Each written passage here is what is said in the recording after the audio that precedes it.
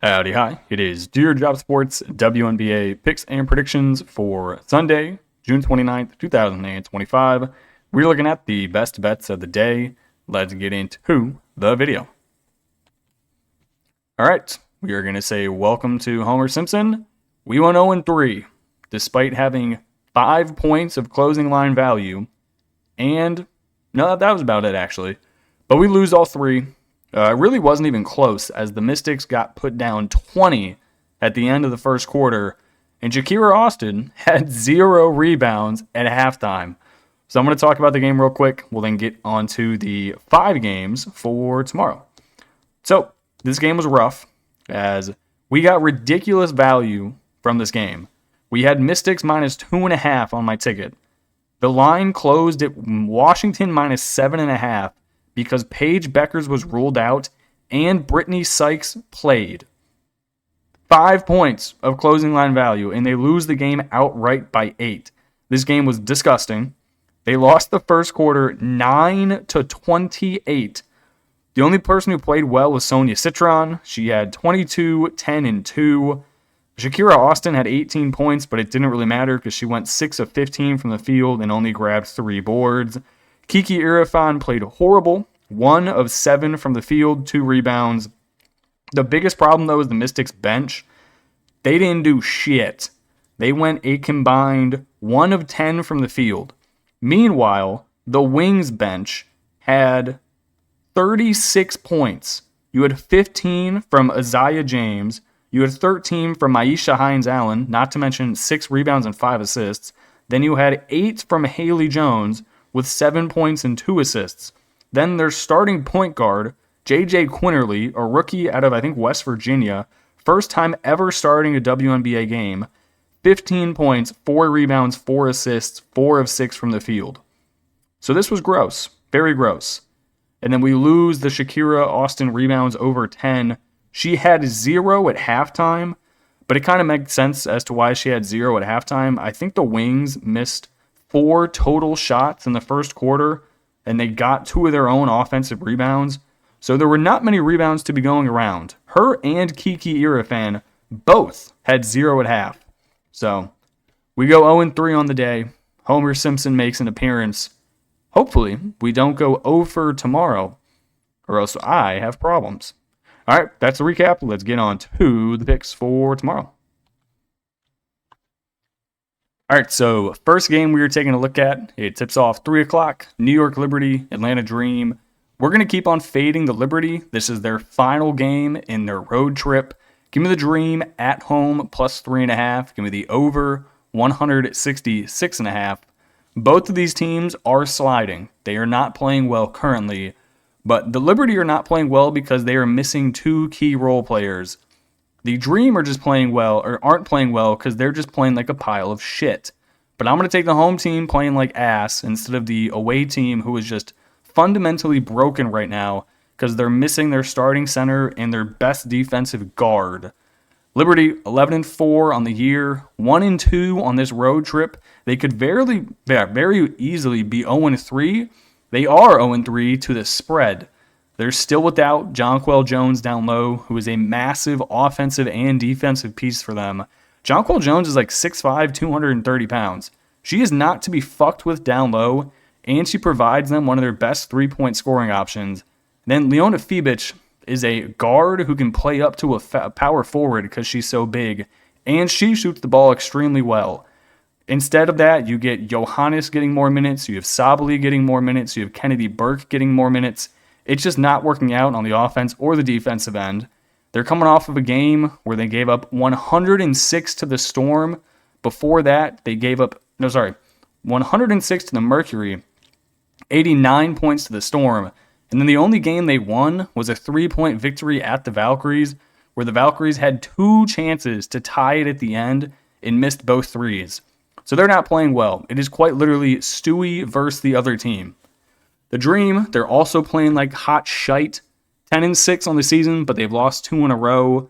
The only good news for the Dream is that they're healthy, and they were beating this Liberty team for 3 quarters of the game the last time they played in New York, and that was with Jonquel Jones. So now they don't have to face Jonquel Jones and they're at home. I don't see why they're a dog. Give me the Dream plus 3.5. Give me the over 166.5. Next game we're looking at is the Sparks. I'm going to take them minus 7.5. Now, I just remember the Dream are on the banned list, so I'm going against the banned list. Damn, that's tough. All right, whatever. Anyway, Sparks minus the number, over 169.5. I just simply can't back this Sky team, although both of these teams are atrocious at basketball. So this is going to be a horrible, horrible game. The Sky, they're 4-11 on the year, 2-7 on the road straight up this season. They just played the Sparks 5 days ago. They won that game 97-86, but that was with Camila Cardoso, who dropped 27 points. She is currently not with the team, so she's not going to be able to do that again. They still have the same problem. They can't shoot the ball, especially on the road. I'm not understanding what they're doing with their starting lineup. They are starting Rachel Banham at point guard, even though you drafted Haley Van Lith. Like, this season is already an L. You can chalk it up as an L. You need to develop your young talent because you have to keep someone. So do you either want to keep an old Rachel Banham when you have to give up 3 players, I think, off of your bench for the expansion teams this year, or do you want to keep young Haley Van Lith? Like, this is a choice you're making right now by starting Banham. Your season's already over. You're screwed. At this point, you should start Haley Van Lith, get her quality minutes, and see how she does. But the Sparks coach is an idiot, so Tyler Marsh, what are you doing? The Sparks, they're 5-11 on the year. They just beat the Fever by 10 on the road. That's with a big asterisk, though, because they didn't have Caitlin Clark. They're 1-6 at home this year, which is ridiculous. Lynn Roberts has to be coaching for her job here. You cannot go 1-7 at home to start your home season. Like, that is fucking ridiculous. You have a better road record than you do at home. That's nuts. They need this win. Their next 3 games are basically all guaranteed losses. They're at the Liberty, at the Fever, and then versus the Lynx. You are losing all of those. So, give me the Sparks minus the number. Give me the over 169.5. This game terrifies me. Next game we got, it is the Aces and the Mercury. You guys should basically already know what I'm doing. I like the Aces. I back them in every single game. It has not worked out very well for me in my pocketbook, but I'm going to do it again. Aces plus 7.5, under 167.5. When I first saw this line, I thought to myself, surely someone has to be out. I checked the injury report. I checked Twitter. No one is listed anywhere. So it appears though they're fully healthy and they're just getting heavily disrespected on the road. The Mercury coming off of a nice 15-point home win against the Liberty. So if there was ever a letdown spot, it is this game against what I still think is a better roster than the Mercury. 100% I will stand by that.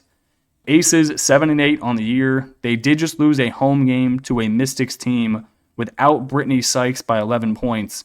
Not to mention that same Mystics team that then lost to the Dallas Wings without Paige Beckers today. Make that make sense, because it fucking doesn't. They've been horrible defensively basically all season. Becky doesn't know what the fuck she's doing coaching. She was supposedly the best coach in the league, but now that she doesn't have a roster that just wins by themselves, she doesn't know how to coach them to a victory. So, that being said, I'm still backing them because they have the best player in the league currently and probably in the history of the WNBA in A'ja Wilson. I will back them blindly. I still think they have a better roster than Phoenix. If you're giving me Jackie Young, Jewel Lloyd, Chelsea Gray, A'ja Wilson, and some random other center they decide to throw in there, I'm not going to say Kia Stokes because Kia Stokes is ass. But if you're giving me that lineup against Kalia Copper, AT, Sabali, and everyone else, I'm taking the Aces. I don't give a shit what their record is. They are the better team on paper. Eventually, they're going to figure it out. So, give me the Aces plus 7.5. Give me the under 167.5. I think this game's going to be slightly lower scoring than most people would think. Next game, this is probably the shittiest game of the day. Actually, no. That would be the Sparks in the Sky. This is the second shittiest game of the day. Give me the Lynx minus the number. Give me the over 153.5. The Lynx, they have Nafisa Collier back on the court, coming off of a 4-point overtime win at the Dream. I'm pretty sure this just has to be an absolute smackdown spot back at home. The Sun, they're 2-14. If you flip that record around, though, they're really good. They've lost every single game that Marina Mabrey has not been here for by 15 plus points. Really, that number should be larger, but the Storm choked at the end of the game. They don't have anyone on the team who can shoot it. Not a single soul. You have Tina Charles who can score down low, but other than that, your outside scoring options are Anissa Morrow, who's a rookie, Sanaya Rivers, who's a rookie, JC Selden, who's a sophomore, Bria Hartley, who was out of the WNBA for like 4 years, but then they got called back because that is how bad this goddamn team is. They don't have anyone who is actually good, minus Tina. Please trade Tina come the deadline. I want to see Tina on a good team. Put Tina in Las Vegas, and they're winning the championship. The Lynx, like I said, they have Nafisa Collier back. They're undefeated at home, 7-0. I don't really think the money line is a question here, so that should go to 8-0. It's more like, do they win by 17 or do they win by 37? Which we will find out. They're second in the league at points per game, sitting at 84. That is despite playing at the slowest pace in the WNBA. That would mean one thing. They have a ridiculously high field goal percentage at 47%. They also shoot the highest three-point percentage at 37%. They really should be able to name their number here. I guess maybe the only concern is they have the, what is that thing called? The mid-season championship tournament that I forget the name of. They get paid a lot of money if you win. They have that thing coming up on July 1st. How do I not know the name of that shit? Anyway, escaping my brain. They have the Fever in the championship to prepare for. So if you want to back the Sun because of that angle, you can. But I refuse to back the Sun because they are shite. Give me the Lynx. Give me the over. Final game, I'm going back to fading the Valkyries because the one time I took them, they didn't cover. And yeah, that's about it. Give me the Storm minus the 4.5. Give me the under 158.5. Storm should be able to lay it on them here. There's a massive size disparity down low. They should be able to dominate the boards. The Storm, they're 10-6 on the year, coming off of a 16-point home win against the Sun. Realistically, that was a 30-point win, and then their bench came in and blew the cover. They have played the Valkyries this year. They lost on the road, so it was in Golden State. That was by 6 points.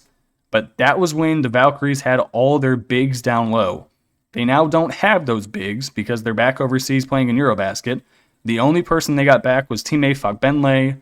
She's decent, but I don't think she's going to make too much of a difference. The Storm, you have Nneka Ogwumike, you have Ezzy down low. That's great, fantastic size. And then at the guards, you have Diggins, you have Wheeler, and then you have Gabby Williams. Nobody on this Valkyries team is stopping those three. The Valkyries, like I said, still without a bunch of key players due to Eurobasket. They're going to come down from earth eventually. I don't trust them laying this number. I don't trust them catching this number. They were laying, I think, 8.5 against the Sky, and they barely won. They were losing with like 7 minutes left, but then they remembered, holy shit, it's the Sky. We can beat them. The Storm should be able to handle business here. Give me the Storm. Give me the under. All right, now we're going to look at 3 player props. They are all over PRAs because you guys know I do not fuck with the under after what Angel Reese did to me.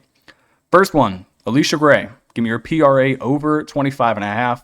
Dream, they're at home to the Liberty, who just let the Mystics score 106 on them. The last time these two teams played, Alicia Gray had 24 PRA. That was in New York, and she only had 1 PRA in the final quarter. I'm assuming she should be able to hit this at home in what should be a very high-scoring game. And again, the Liberty don't have Leona Fibic, who would have been guarding her, or John Quell down low. That should be a PRA heaven. Asia Wilson, give me your PRA over 33.5. This number is simply too low for Asia. Asia should never be under 36 or 37. She should be getting out every single game.